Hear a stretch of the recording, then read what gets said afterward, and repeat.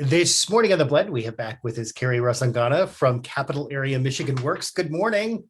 Good morning. Great to see you. Great to see you. I want to talk specifically about why you think it's important for employers to address unique barriers that women face in the workforce. Absolutely. So we really need to take a look at where we are right now with women. And at this moment in history with the pandemic, there's no doubt that we've seen a lot of progress related to education and in well-paying jobs for women in the recent years, but there's still so much more work that we can really be doing on this. According to a 2020 Women in the Workplace report, since 2015, we've really only seen modest signs of progress with women being in that corporate pipeline. So for every 100 men that were placed into managerial positions, only 85 women were promoted. Wow. And as a result, women have remained really significantly outnumbered in those entry-level management positions, which is really important to recognize and focus in on. So gender inequality really does still exist in the workplace with our organizations and in our country. And then I'm going to throw on top of that COVID, and I'm sure COVID has had an impact on women in the workforce as well. It really has. It really has the power to undo decades of work and progress that's been made towards gender equality in the workplace.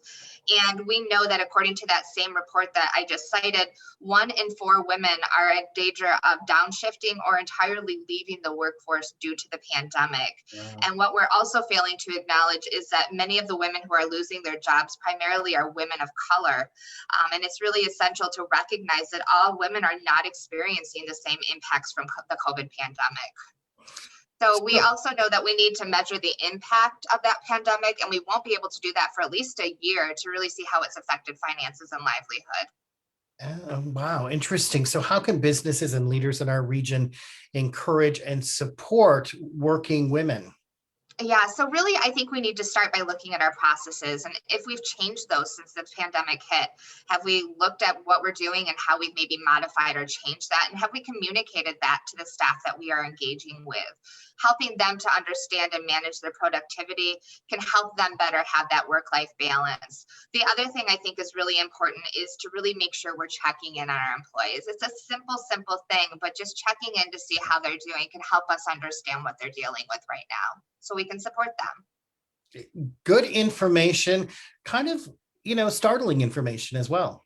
It is. It really is. I think those statistics are very eye-opening to recognize that there's still so much work that we need to do to make sure that women have the supports in place to be successful in the future as we come out of this pandemic.